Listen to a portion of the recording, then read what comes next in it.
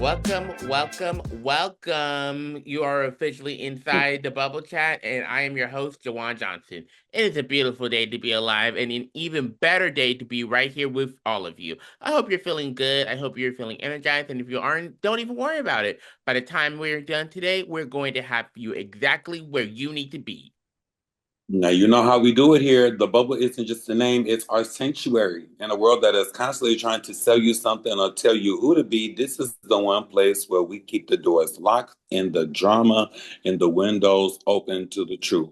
We are here to talk culture, we're here to talk about life, and most importantly, we're here to have a little bit of fun while we do it. So if you're looking for the real behind the real, you come to the right place. I've got to tell you, Adonis, my phone's been blowing up all morning about some certain stories, and I just couldn't wait to get behind this mic and give you my 2 cents, maybe 5 cents. It's one of those stories that makes you do a double take, right? We're going to be dissecting the whole situation in just a few minutes because honestly, someone has to say what we're all thinking. I've been sitting on this take all day, and trust me, the tea is definitely piping hot this afternoon or Ah, morning. but we ain't stopping there. We've got a massive show lined up for you today. So coming up later, we're hitting you with our usual hot topics and where we talk about the best and the worst of the week. It is a packed house, it is a packed schedule, so make sure you are locked in and you don't want to move a muscle. Turn up the value, lean into the conversation, and let's get to work. You are listening to the Bubble Chat, and you are officially in the building. Well, all right. We have to get into this because social media has literally been in flames right now. Child, if you thought about the infamous KFC altercation between Keely and Aturi back in the day was wild, you haven't seen anything. The Sun just dropped a bombshell report late Friday about an alleged physical altercation between One Direction alumni Zayn Malik and Louis, Tomlinson. Louis Louis Tomlinson. Tomlinson. Louis Tomlinson, and the details are heavy. Apparently, this all went down while filming a new Netflix reality show, which was actually supposed to be about the two of them bonding on a road trip. But instead of bonding, sources say things turned toxic when Zayn allegedly made, a crack about Lewis' late mother, who we know now passed from cancer in 2016. That was a line you just don't cross. And then it gets worse. The report says Zayn was wearing rings at the time and allegedly punched Louis in the face, cutting his head open, leaving him with a concussion. Star magazine actually hinted at a fight last year, but now that the blood and the medical details are coming out, it's a whole different story. As of now, Louis has officially hit the unfollow button, which we all know is the modern day equivalent of a restraining order. TMZ has reached out to both teams, but so far it's radio silence. In a world of high stakes celebrity reunions, is there any coming back from a physical altercation that involves family? Or is the One Direction brotherhood occasionally officially dead and buried after this? Look, looking at this from where I'm sitting, I really don't see this friendship being fixed anytime soon, if ever, because it's just such a mess. I actually remember seeing a little teaser for a project they had in the works. I can't remember exactly what it's called, but word on the street is it's already been scrapped because of this, and it hurts to see, right? Because if you go back to the beginning, um, back to the X Factor when One Direction was first formed by I think Nicole Scherzinger. These two Mm-hmm. were the best of friends. They were like the duo. They were like a five piece along with Niall, the late Liam Payne, and Harry. But if you look at this through the lens of me being a pop culture ethicist, there is a pattern with these groups. They get formed, they have these massive global hits, but the pressure cooker almost always leads to these moments of high key toxicity. It's kind of like the 3LW situation with Adrian Keeley and Aturi. They had the hits, they had the fame, and then it all imploded over with that infamous KFC fight because Keeley felt backstabbed, from what I know, over some radio show drama. Now, I wasn't in that Chick-fil-A or I wasn't really in that KFC to know exactly what sparked it, but the result was the same as a total fracture. And going back to Zayn and Louis, look, these are still alleged reports, but if Zayn really made a joke about Louis' late mother, I don't blame him for being offended for a single second because Louis lost his mom at a young age, somebody nobody should ever have to go through, and there is absolutely nothing funny or quippy about it. If I were in that position too, I'd be beyond pissed off too. Because that said, as a grown man, I also have to say that violence is never the answer. This could have and should have been a mature, even if heated, conversation rather than a physical altercation and that ends in concussions and hospital visits. It just takes into the dark place you can't come back from. And if there ever is a reunion, which let's be real, doesn't look like it's happening anytime soon, it's probably just going to be Niall, Harry, and Louis. We obviously lost Liam back in 2024, and I'm sure that they'd find a beautiful way to honor his legacy. Because if it feels like this Five Direction dream is officially over to avoid drama. They would likely move forward as a trio because it's exactly what I mentioned in the past episode about the Pussycat Dolls now being a trio. Because sometimes you just have to trim the toxicity to keep the legacy alive. It's sad, but at this point, it feels necessary. This is one of those questions where you might want to ask the brothers of Michael Jackson, what happened? This is the time where you might want to ask the question, like they talked about of Keely and Atari. You know, groups, male groups, music groups, guy groups, girl groups. I'm happy this isn't one of the situations where someone is trying to go solo and, all this and all that. Even Nicole, say her last name, Ziginger. Nicole Scherzinger. Yeah, right. It's like even with the Pussycats, I'm so happy that they're going back on tour. And it isn't like she was, trying to promote her own thing. She did do her own thing, but when it comes time to as far as them being a group, she's there, they're on tour. That's a great thing. Same as, say the same thing for Destiny's Child, New Edition. Like what is New Edition without Bobby Brown? But I'm so happy that not to say that I support or in favor of them falling out and having a physical altercation. I'm just happy that it wasn't that they were fighting over someone trying to take lead or the Mm. spotlight, right? So and in all groups, excuse me, and I'm trying to go down the line where there has been like a physical altercation. The girls from Escape, they had a fight, so it's not like um doesn't matter what led up to the fight, like the chicken situation with 3LW or whatever the situation was with Escape when they fought. Group members, brother, sister, family units, dynamics, they fight. So sorry they had to fight. Hopefully they can make up and make that money. Really, that's That's all. because at this point, all we can really do is hope. Yeah. Well, we're going to be real with you. There has been so much heavy news over the past few days, including what recently just happened in Louisiana recently. And while we're usually here to brighten up your day, sometimes we have to bring these heavier stories to bring to the table to bring awareness and to be as helpful as we can.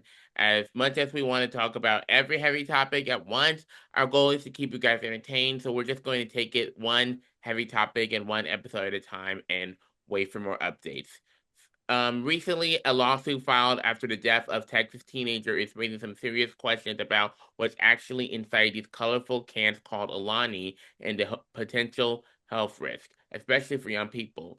For or some context here, 17-year-old Larissa Nicole Rodriguez, a high school cheerleader, sadly passed away last October. The medical examiner determined the cause of death was an enlarged heart linked to stress and excessive caffeine consumption. Her family claims she frequently drank energy drinks, Alani, and argues that the warning labels aren't even close to being clear enough about the risk. And health experts are jumping in, saying caffeine is only part of the problem. Many of these drinks are packed with ingredients like taurine, ginseng, I hope I said that right, and Mm-hmm. ginkgo. Oh, I do apologize if I butchered that, which can actually amplify the effect of your heart. The maker of Alani, which is one of the brands mentioned in the lawsuit, isn't named as a defendant, but they did release a statement saying they take product safety seriously. Meanwhile, the distribution company that is named in this lawsuit hasn't publicly responded yet. It's terrifying. It's a terrifying situation for any parent or young athlete with energy drinks being marketed as lifestyle and wellness accessories in such bright candy-like packaging. Do you think, Adonis, the industry needs stricter regulations on how they target minors, or is it up to the consumers to redefine print? That is a 50-50 way street. It goes both ways. Um, it's just kind of embarrassing that we need energy drinks. There's such things as like ginger and natural things that give us energy. Um, it's a 50-50 responsibility. You need to read the label. They need to be honest and very Mm-hmm. transparent in what the label says. Right. Um, I know it wasn't mentioned in the story, but this is where FDA has to take real accountability and be very, very transparent. You know, they target these drinks at us, thinking that it's going to give us some type of, and it is like it's unnatural, but not a superpower. You know, with it's like excuse me, I'm sorry. A energy drink is equivalent to sugar, I'm sorry to say, but could be equivalent to the use of cocaine. The thing is you're going to crash. Mm-hmm. This is not natural. You have to pay attention to what you're putting in your body. And I'm so sad that the young lady, in her mind, I'm sure she's thinking this is going to give me my last little stretch, my last little pull, my last little extra, whatever it needed to be to do something. And now she's not even with us anymore. It's Yeah, sad. I'm, my I'm heart sorry. just my heart just breaks for Larissa's family. Losing a child, especially one who was clearly such a light in her community, is a nightmare no one should ever have to face. But Mhm. as I was reading into this case, I have to be real with you, Adonis. Something about it just didn't really sit right with me. The family Right. is arguing that the warning labels weren't clear enough. Because right now, the O's cans usually say not recommended for children, people sensitive to caffeine, pregnant women, or women who are nursing. The family Mhm. feels like more should have been added to really drive the point home. But here's the thing. We've had doctors, medical experts, the FDA, and health professionals surrounding the alarm on energy drinks for years. I Mhm. did some digging and I found reports claiming that Larissa was allegedly drinking six, maybe more Alani cans per day. Yeah, Also, now that's not good. right. And I really can't help but look at the pressure she was probably under because she was a high school from the research I did, she was a high school senior, a cheerleader, a tennis player, and a student council president, all while trying to keep her GPA up to graduate and get into a good college if she chooses to go. All she And needed that is probably a was a lot nap. for a 17-year-old to juggle really quick. Sorry, Adonis. I feel like she I feel like she was likely using Alani just to keep her above water with all those responsibilities. It really makes me wonder, did the adults in her life or the school staff overlook how this was affecting her mental health? And does her school even have the proper resources to help students manage that kind of stress? Now, let me pause and be very clear on something. I'm not a therapist, I'm not a lawyer, and I'm definitely not a doctor. I never knew Larissa or her family. I'm not saying that anything I'm discussing here is 100% is 100% fact or Hmm. that I'm right. It's not my business how the family chooses to seek justice. We're not putting the blame on Larissa, her family, or the school because we don't know all the facts. We only know what's been reported, and that is that she tragically passed away from an enlarged heart linked to excessive caffeine. That's it. But she might not have fully grasped the grasp that she was pushing her body to a breaking point because from what I know, she passed away at 17, and that's still a teenager. I truly believe that this is a situation where she could have, would have, and should have been educated on how to succeed without a chemical crutch. There are so many wins to get there are so many ways to win and to succeed in school, such as getting proper rest, eating a real breakfast, and actually listening to your body when it says enough. Mm. So I hope this story serves as a wake-up call for our listeners, specifically for parents everywhere, to do your own research. Don't rely on a $1 billion company to give you the full truth on a label. Have those conversations with your kids about mental health and burnout. Make sure they understand that an energy drink is not the answer to everything, no matter how pretty the packaging looks. Success shouldn't cost you your life. That's right. All the baby probably needed was a nap and a meal. We're gonna be all right though. She's gonna be all right. Prayers up to the family and everyone involved that is in sports activities and stuff like that. Please take care of yourself. All right, well, let's go ahead and shift gears into something that's been taking over the feeds today. And honestly, it's the kind of content we wish we saw more at school.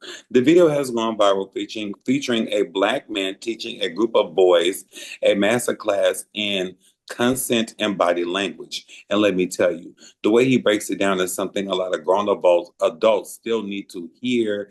And excuse me, I'm sorry, I'm gonna start all over.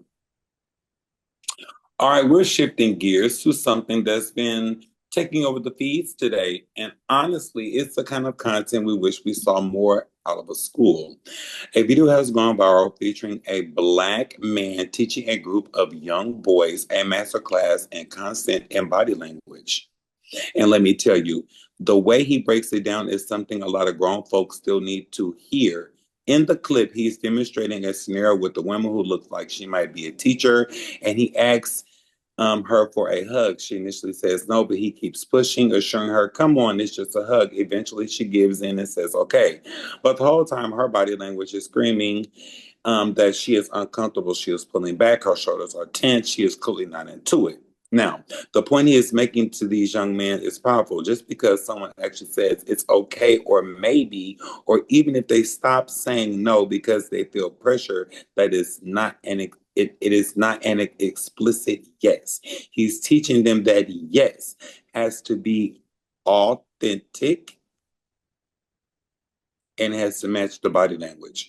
Otherwise, you're crossing boundaries. It's such a simple lesson, but seeing him sit these boys down and explain that a forced okay is still a no, but it's still incredibly important work. We talk a lot about the talk in our community, but this is a different kind of the talk that is just as vital for raising the next generation of men. We often teach kids that no means no, but do you think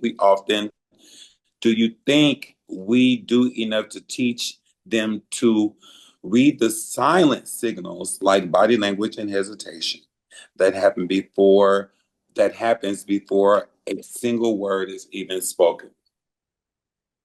I am so incredibly glad that man took the time to break it down like that for those kids. Because if I'm being honest, I have always believed that just teaching kids no means no is nowhere near enough. Just like how we've realized that stranger danger was a bit too simple for the crazy world we actually live in, and instead the use of tricky people. Because content is nuanced, and I love that we're finally seeing educators and mentors go into the actual details of it. Because back when I was in elementary school, it was all very black and white. You were taught to listen to that for that one specific word, and that word is no. But what about the I don't know? What about the maybe next time or the I guess so? While someone is literally shrinking away from you. Because that was the missing piece of the puzzle when I was growing up. We weren't taught to look at the person, we were taught to wait for the sound. But that demonstration Mhm. proved that just because someone didn't explicitly say the word no, it doesn't mean they gave you a green light. If the body language is tense, if they're hesitating, if they're only saying okay because you've asked 4, 5, 6, 7, 8, 9 times, that is not a yes. So I'm just happy to see this generation being raised with a higher level of emotional intelligence because teaching them to respect the silent no is how we actually build a culture of respect. It's about more than just following a rule. It's about seeing and honoring the person standing right in front of you. That's right. Um, the thing is, and it goes back to the basics. It's about peer pressure.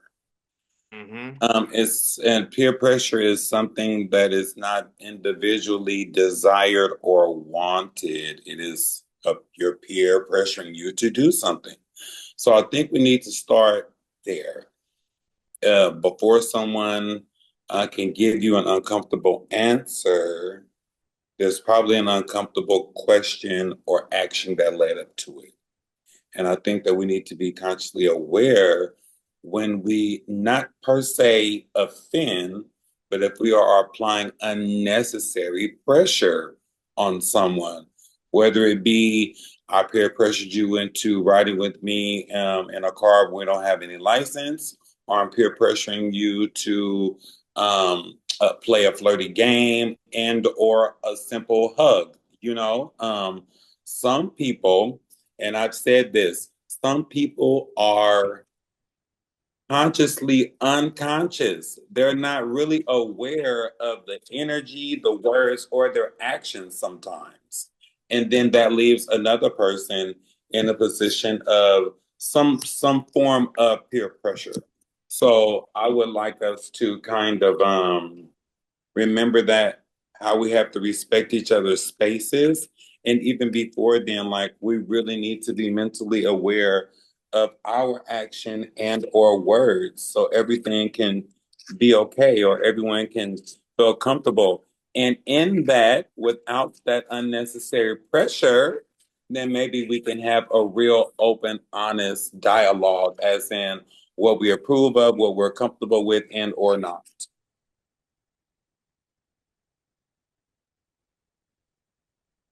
Yeah. Yeah. The moral soapbox today, baby.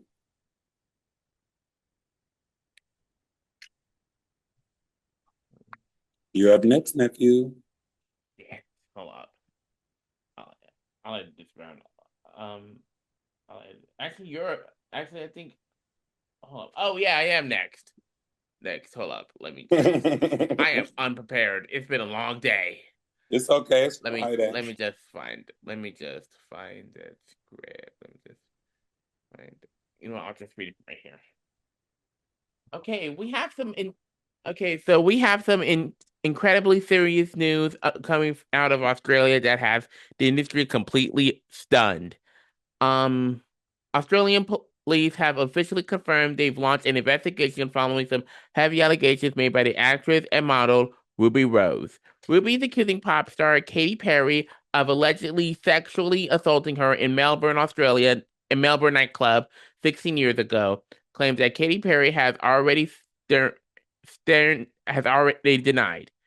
Detectives from the Melbourne Sexual Offences and Child Abuse Investigation Team told ABC News that they are looking into a historical sexual assault from 2010. This all started on Sunday when Ruby responded to a social media post about Katie attending Coachella, saying that she was in her early 20s when the alleged incident happened.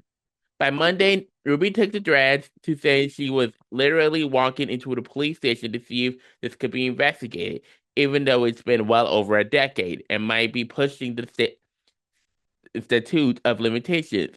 It is a massive developing story that is putting a huge spotlight on the industry's past.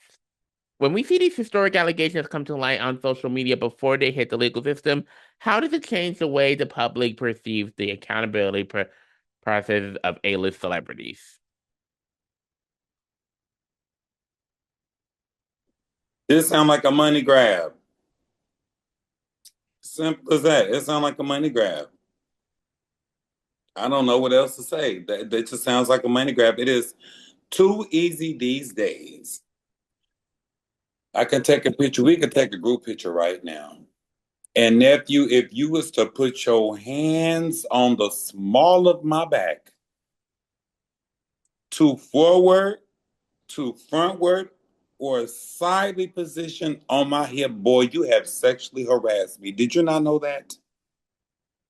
If Mm. you lean too close and I feel your breath upon my neck and ear area, you didn't know that you sexually assaulted me. It's just now, I'm not discrediting or taking away her credibility for what she's claiming, but in these days, and it started back, a prime example with Michael Jackson.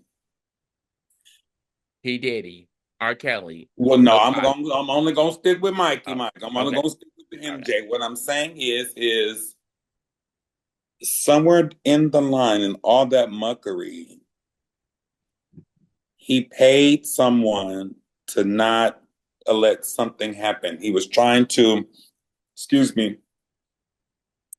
preserve image moving forward business wise. And then all that did was opened up a floodgate of people and children and a whole bunch of other folks saying, claiming the same thing. It's not the same thing, but it is. Is this a money grab? Was this real? You haven't been traumatized, going through any kind of treatment, rehabilitation from what happened then?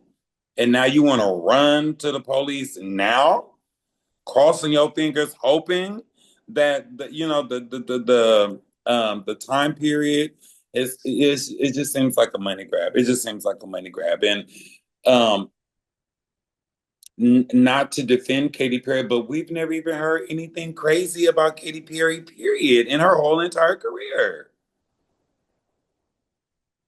Yeah, I want to weigh on this a little bit, not to tell you who's right or who's wrong, because I don't Mhm. think that's my place. But I want to speak to this as a celebrity news ethicist. I can only speak from my own perspective. So whenever we see allegations this heavy, whether it's sexual assault, a betrayal of trust, or a literal physical fight, the internet immediately splits into two camps. You have the side that believes the victim immediately, and the side that defends the accused. We live by the saying, innocent until proven guilty in the legal world. But in the world of public opinion, that's rarely how it plays out. Because I feel like we've reached a point to where people start to dig their heels in for one person or the other person before any detailed evidence has ever been presented. As an emphasis, I believe that's where things get dangerous because we're dealing with real lives and real trauma here, regardless of which side the truth falls on. Because my stance is that we have to hold space for the fact that we simply don't have all the facts yet. Because it's easy to get swept up in these headlines and the social media comments. But until we see evidence and until the legal process runs its course where we know for sure happened, we have to be careful about how we assign guilt or innocence. It's about being responsible with the power we have as a community to discuss these things without jumping to conclusions that could permanently damage someone's life or very silence of the survivor's voice. We have to be better at waiting for the truth. Very much so. Very much so. I agree with you, nephew. Yeah.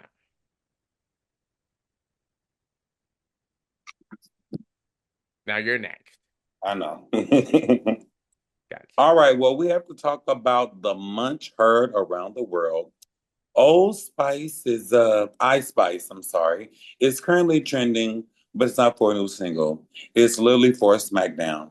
TMZ obtained security footage from early Wednesday morning showing Ice Spice getting to a physical altercation with a fan at Mickey D.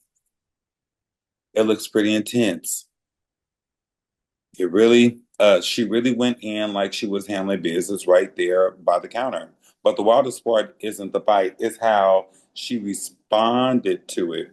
She hopped on X late Friday night and basically laughed the whole thing off. She, quote, tweeted the footage with a simple, "This wouldn't happen at Wendy's." She is clearly not sweating the legal side of it yet and is already pivoting the drama into a fast food war joke. TMZ reached out to a formal TMZ reached out for a formal statement, but so far the Wendy's tweet is all we're getting. And at this point, does celebrities' unbothered energy on social media stop being iconic or start becoming a liability when there's actual footage of a physical altercation involved? What do you think, nephew? Did you see it? I've seen some bits and pieces on it, but and then seeing her, I have to say, but seeing a little bit of this footage and then seeing her immediately pivot into a Wendy's joke, it's like a perfect case study of how we revisit fast food culture today. Because there is something about the atmosphere of a late night McDonald's and Wendy's or Burger King that just seems to invite this kind of viral chaos. And look, we can't talk about those fast food fights without mentioning the heavyweight champion of the genre, and I'm talking about Waffle House. Mm-mm. We've seen all the fucking videos. It's almost like a rite of passage for these locations to have at least one viral SmackDown caught on grainy cell phone cameras. It's a mess, but it's a mess that the internet devours every single time. What's really interesting here is how Ice Spice used these fast food wars, that internal rivalry between these brands to deflect from the actual violence of the situation. By saying this wouldn't happen at Wendy's, she's tapping into the brand that loyalty we all have. We've seen these companies go on and on X for years, usually over who has the better nuggets or the freshest beat. But now the war is about which lobby is safer for a celebrity to grab a burger at 3 o'clock in the morning. Because at the end of the day, it's just another example of how these public spaces have become the stage for our most viral and often most topic pop culture moments. Whether it's a fan overstepping or a celebrity losing their cool, the backup is almost always a neon sign, and the drive-through menu. It's a wild time to be a public figure, and apparently it's even wilder time to be a shift manager at McDonald's in Hollywood. Well, I agree with Ice Spice. Of all the trending restaurant spites, it never happened at Wendy's. It never happened at Wendy's. Now, speaking of another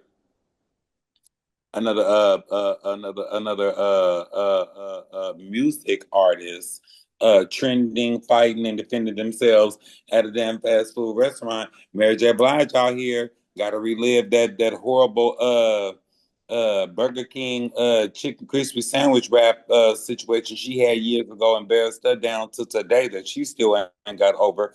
The video including or involving Ice Spice. This is what it is.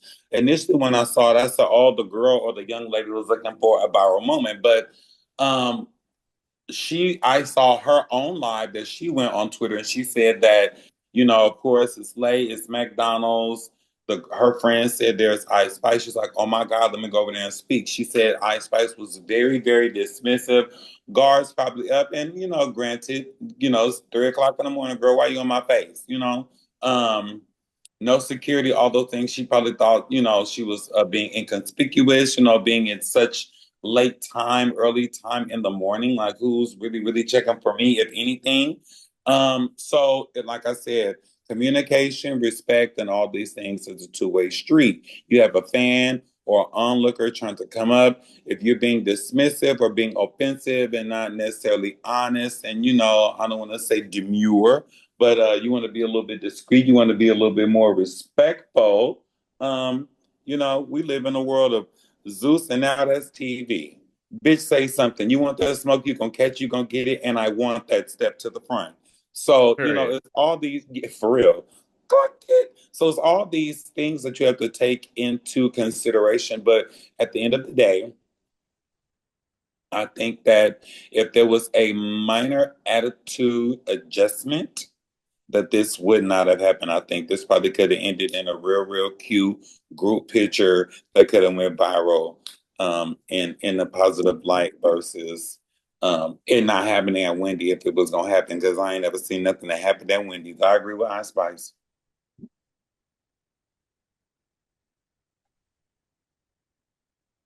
And we are just getting started here, but we're going to take a quick break, a quick breather, pay some bills, and let everyone grab a refill or whatever they are drinking. Please do not go anywhere, though. Seriously, we. All right. We're just getting started here, but we are going to take a quick breather to pay some bills and let everyone grab a refill of whatever they're drinking on. Do not go anywhere though, seriously. You're going to want to be back in your seat for what is coming up next. We're keeping the energy moving and diving straight into the conversation in just a couple of minutes. You are listening to The Bubble Chat, and we'll be right back.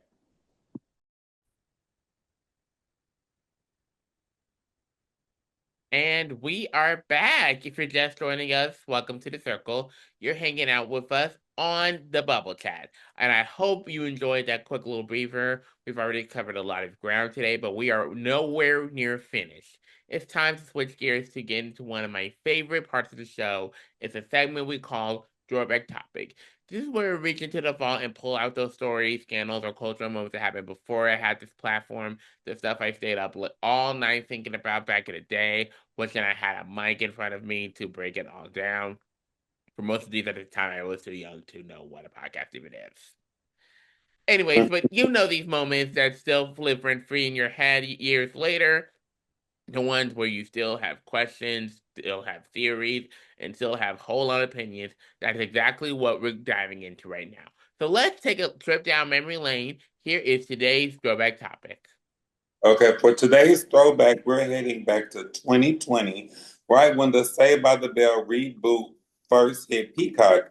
It was supposed to be this nostalgic, fun moment, but it quickly turned into a massive controversy. The show ended up facing some serious backlash for a couple of scenes that nationally made light of Selena Gomez's 2017 kidney transplant. In the sixth episode titled Teen Line, the writers had two characters literally debating who the donor was like. Excuse me. The the writers had two characters literally debating who the donor was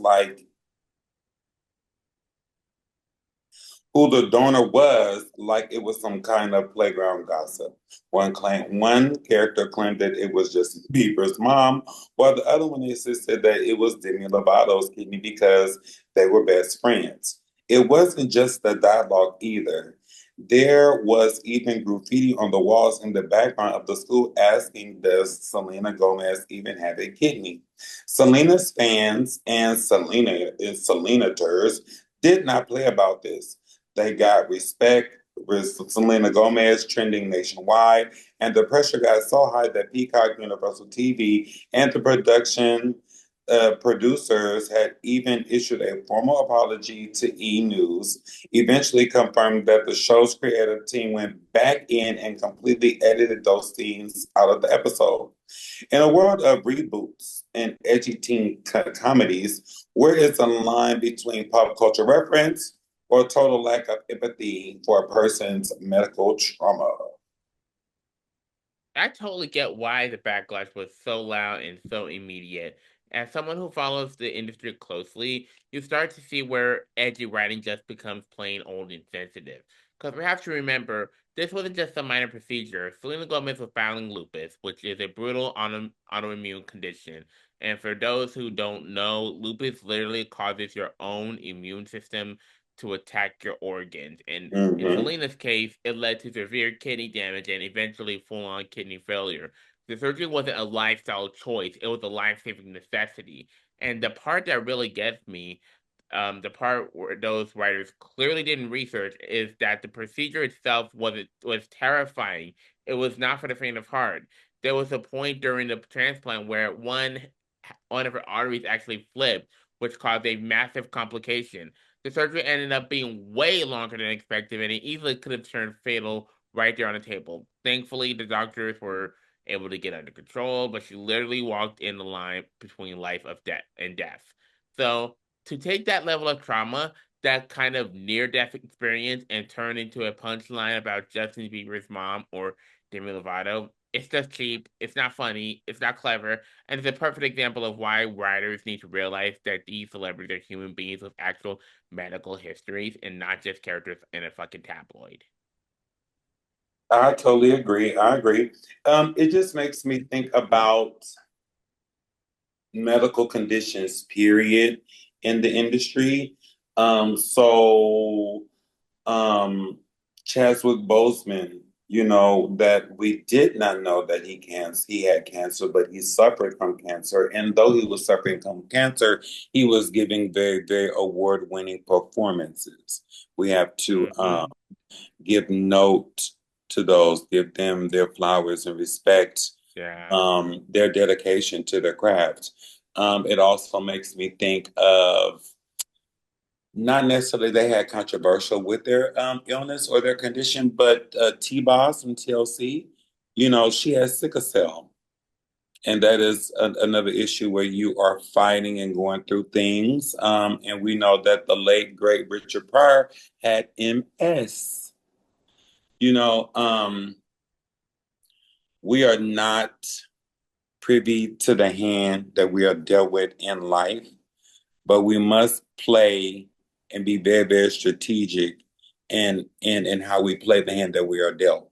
So in this reference, you know, yes, there needs to be some type of empathy, a great margin or percentage of empathy, because aside from making fun of, poking, and inquiring on these people, we look at them for entertainment.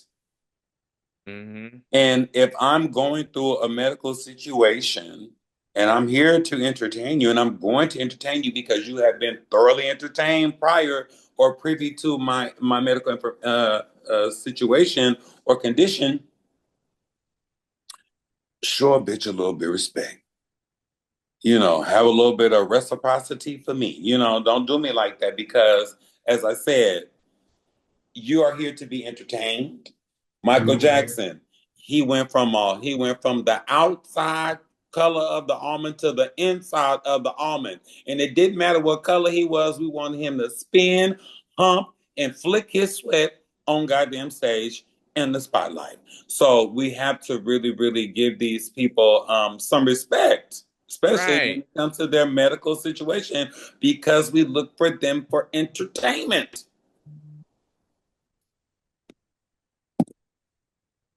There are rappers right now, strokes, heart attacks. Look at Tracy Morgan. In a wheelchair, he's still a comedian.